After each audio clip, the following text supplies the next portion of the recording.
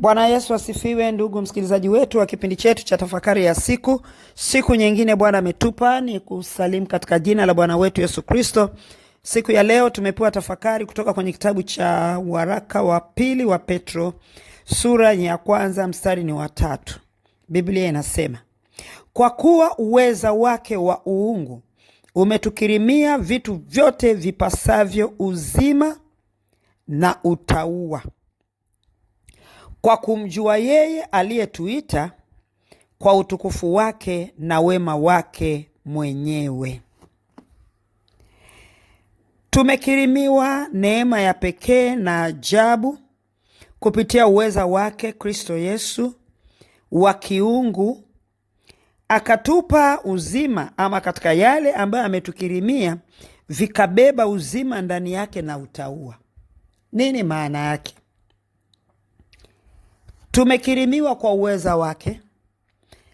Sasa uweza wake uweze kuachilia kitu, ina maana kitu hiko kimetoka kwenye mkondo wa utakatifu katika utukufu wake, na kinapokuja kwangu matumizi yake yanatakiwa yasimame kwenye utakatifu, kwa sababu ndani yake kimebeba uzima wa Kristo, na huo uzima uliobebwa ndani yake unanitaka mimi niishi kwenye utauwa na hicho kitu. Nisichanganye. Mathalan, ni kazi, nimepewa kazi. Ile kazi niliyopewa, kazi hiyo niliomba, Bwana akanipa, amenikirimia kitu. Hapa nasema vitu vyote vipasavyo uzima na utauwa. Amenikirimia kitu, amenikirimia kazi. Kazi aliyonikirimia inatakiwa nifahamu kwanza kazi hiyo ndani yake kuna uzima wa Yesu na utauwa. Meaning, maisha yangu kwenye kazi hiyo yanadai kitu kinaitwa uadilifu. Maisha yangu kwenye kazi hiyo yanadai kitu kinaitwa uaminifu. Mimi nitakapokuwa kwenye kazi hiyo, ili uzima wa kazi hiyo uweze kuonekana na kuendelea na kunipandisha daraja na kuniinua na kunibariki, uzima wa Kristo Yesu lazima udhihirishwe, na kudhihirishwa kwake ni kwa mimi kuifanya kazi ile kwa moyo wa uadilifu na moyo wa uaminifu. Nisiwe mwizi kazini, nisiwe mchelewaji wa kazini, nisiwe mtoro wa kazini. Endapo nitachelewa, niwe mwepesi wa kuomba samahani, ili nifute ile hatia ya kuchelewa kwa kuiomba samahani. Bosi, samahani, naomba tu nisamehe, ilitokea hivi. Tena usidanganye. Magari yalikuwa mengi njiani, foleni ilikuwa kubwa, naomba unisamehe. Unaifuta hiyo hatia. Kuna mambo tumechukua kwamba ni ya kawaida tu, lakini yanatubebesha hatia. Sikiliza nikueleze. Umechelewa kufika kazini. Mwenye kazi ulipatana naye saa 2, wewe ukafika saa 3. Ni kweli kabisa, foleni, kulikuwa na ajali, kulikuwa na hiki, foleni ikawepo barabarani. Lakini hiyo haikupi wewe haki ya kujichukulia haki kwenye masaa mliokubaliana na mwenye kazi. Ukifika kazini, bado unawajibika kuingia kazini kwa muda uliotakiwa, na sasa umechelewa. Wajibu wako ni nini?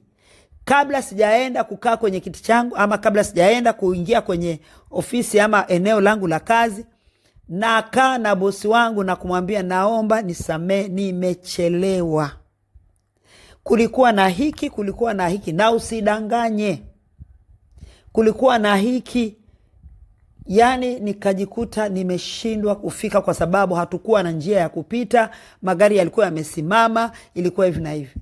Nimechelewa kwa sababu ilitokea ghafla, mtoto akaumwa asubuhi, ikawa sasa hakuna mtu wa kushughulikia, na nikaogopa, nikasema naweza nikafika kazini, nikapigiwa simu, nikawai. Ama unakuwa tayari, unapofanya hayo we tayari kumeshatoa taarifa. Nikampeleka kimbiza hapo dispensary, ikatokea hivi, nikachelewa.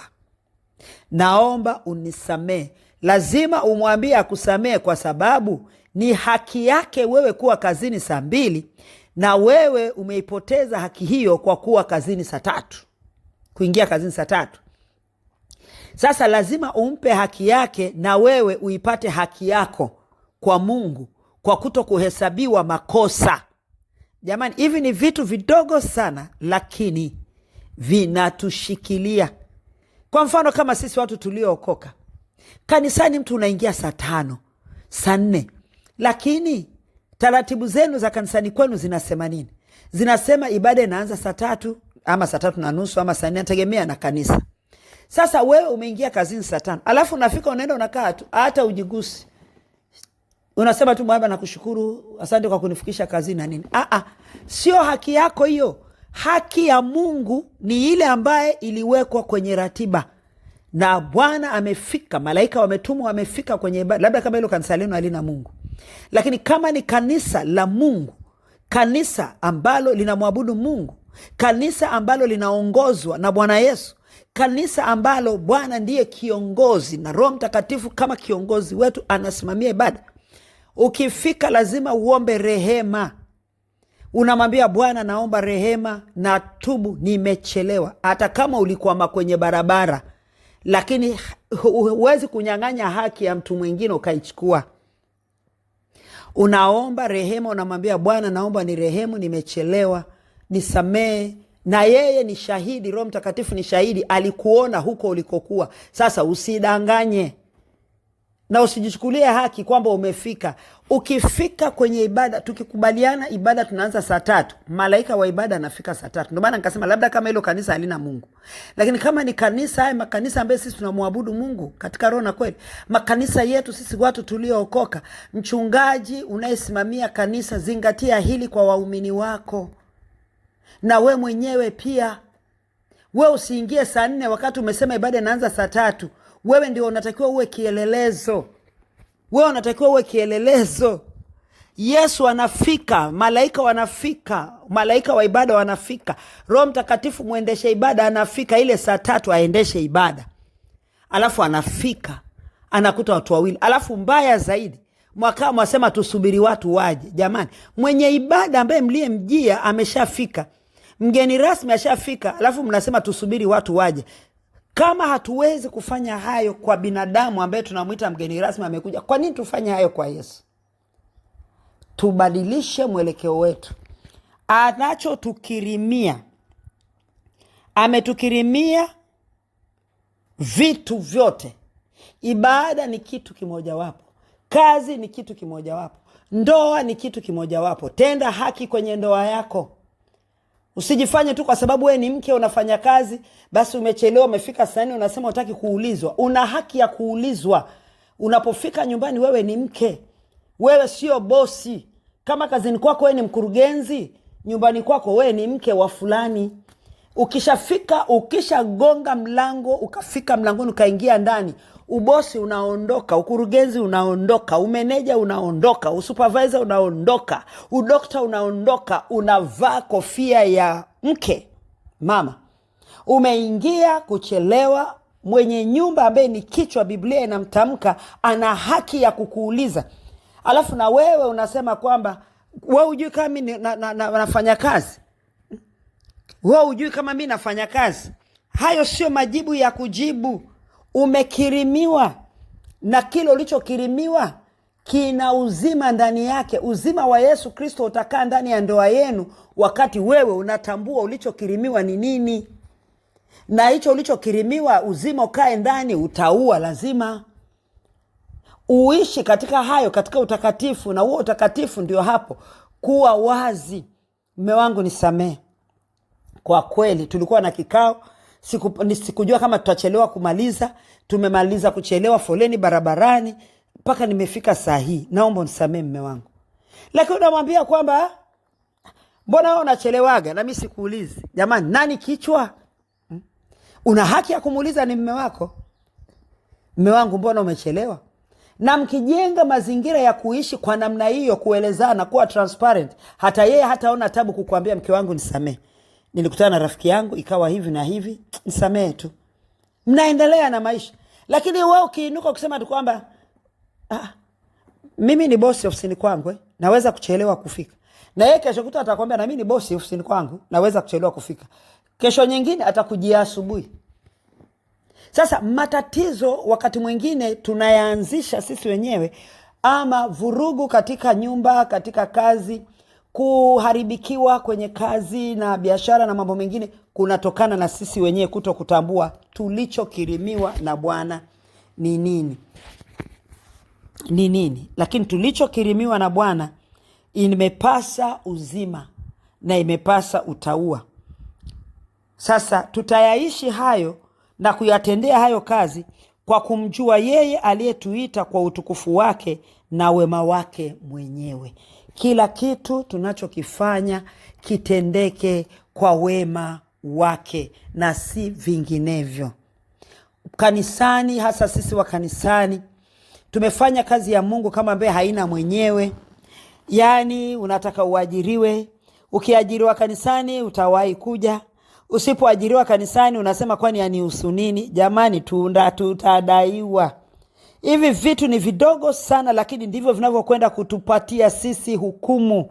Lakini tukivitengeneza katika mazingira mazuri ya kutambua kwamba nini natakiwa kufanya na kwa uaminifu gani, basi zingatia hilo.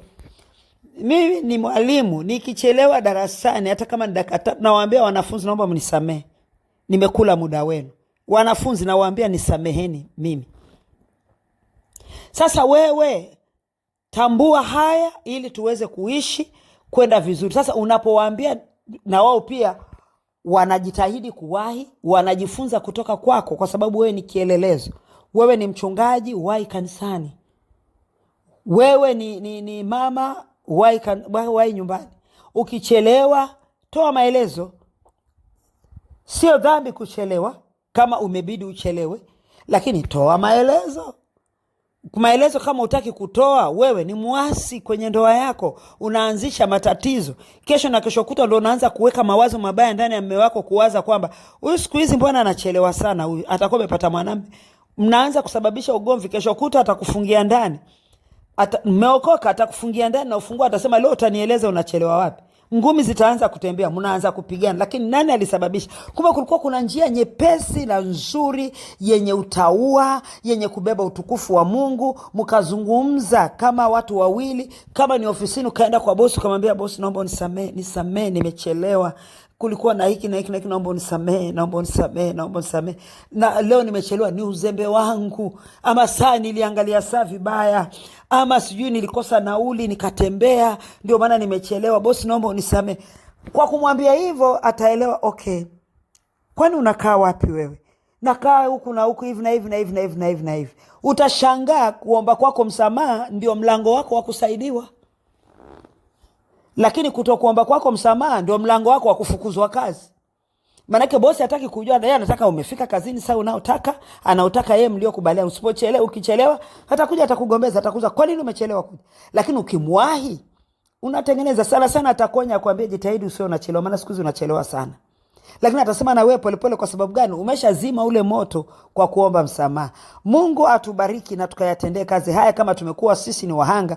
Ninachoamini kitu kimoja ni kwamba Bwana anapotuletea neno, kuna mtu anataka kusema naye. Na naamini amesema na mimi, amesema na wewe. Na naamini kwamba unaenda kutengeneza. Kama tatizo lako lilikuwa kwenye nyumba, kwenye ndoa yako, kama tatizo lako lilikuwa ni kwenye kazi, kama tatizo lako lilikuwa ni kanisani, eneo lolote lile, kama wewe ni mwanafunzi tatizo lako lilikuwa eneo lolote lile, unakuwa utengeneze. Mungu atubariki na Bwana utusaidie kutengeneza hayo kwa utukufu wako Baba. Roho Mtakatifu tupe neema ya kuweza kusimama katika hayo na kwa uaminifu. Si kuchelewa tu tuweze kuomba msamaha. Tusaidie Roho Mtakatifu tuwe tunawahi katika wakati unaotakiwa, ili tuondokane na hukumu ambazo zinazotukabili kwa utukufu wako. Na zaidi ya yote, tuko mbele zako, tunatubu kwa ule muda ambao tumepoteza la kuchezea bila kujua, tukafikiria kwamba ni haki yetu, tukachukua haki zetu, tukachukua haki ya Kristo mikononi mwetu na tukaacha kuomba msamaha. Bwana Yesu tusamee na uturehemu. Na Baba, tunairudisha haki mikononi mwako. Sisi ni wakosaji na tunaomba Bwana ukaturehemu na ukatusamee. Tupe neema ya kuanza upya na wewe siku ya leo na kutembea katika kanuni zako kwa utukufu wako, katika jina la Yesu Kristo nimeomba na kushukuru, na wote tuseme amen.